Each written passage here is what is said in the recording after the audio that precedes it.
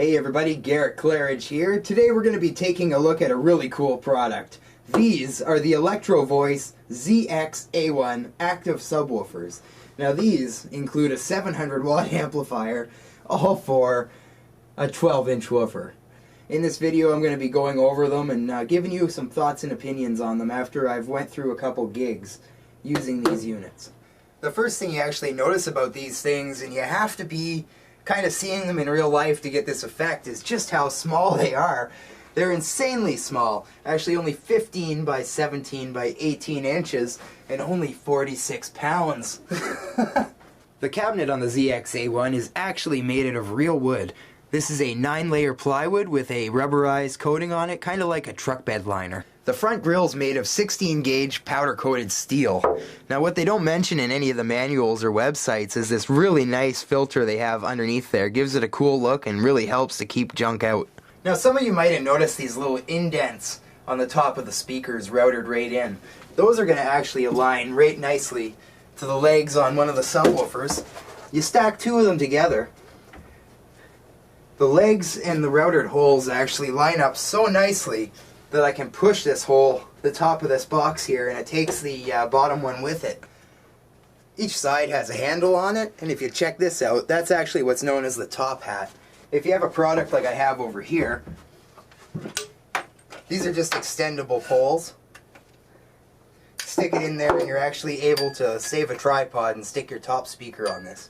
On the back you see the 700 watt Class D amplifier. You'll notice that all the connections are XLR balanced in and out. You get an A and a B in and out. That is if you want to use a single subwoofer.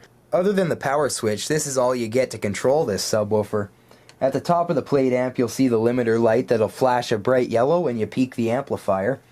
Next is the potentiometer for the amp gains. That has a nice notch in it, so you could pretty well reach behind it and find unity. Now down here is the low-end boost equalizer curve. I do warn you that that's going to take a lot of your headroom away, but it will add a lot of punch to this subwoofer.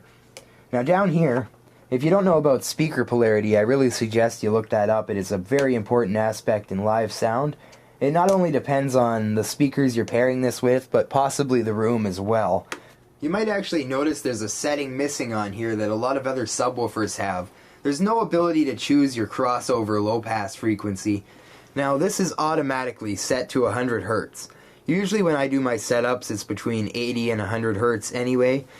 Electro Voice decided they were going to lock this at 100 Hz, and it's really not that bad. I had no trouble or reason to adjust it. It sounded good. Here's some of the wear and tear that's already occurred on the cabinets. You'll see this giant chunk missing. One of the layers of the plywood snapped right out of there. We got a lot of little scratches, just the typical stuff. But this actually serves as a really good point to buy the protective case they offer. It's really worth it. Unfortunately, I'm not going to take the covers off to show you what's inside. Due to warranty reasons, you're not supposed to do that. I actually did check.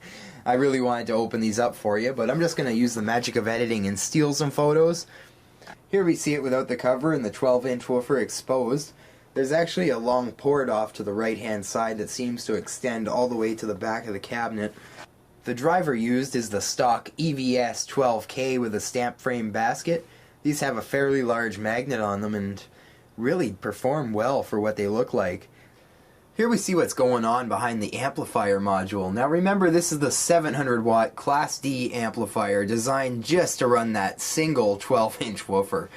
Now, looking in the manual, I actually see that the 700 watt is only the continuous power. They actually have 800 watts RMS listed, and they do not list a peak power, which is sort of interesting. There was one website that listed a peak power of 1400 watts, but I didn't see that number anywhere else. I've already gone ahead and did a couple gigs with these things with some amazing results. The 250 person wedding's not a problem, would never see the clip light. Although the last time I tried these out, I kind of brought them to a hall that I'd usually bring a pair of 18-inch subwoofers for, just to see what these things can do, really let them rip. And let me tell you, by the end of the night I was seeing that clip light quite a bit. I definitely find this product a worthwhile investment. Although a 12-inch subwoofer might not be for every occasion, it's definitely a really cool piece of equipment to have in our DJ inventory, and works very well for our small-scale weddings. This has been my review on the ZX A1 subwoofer system by Electro-Voice, the little subwoofer you have to hear to believe.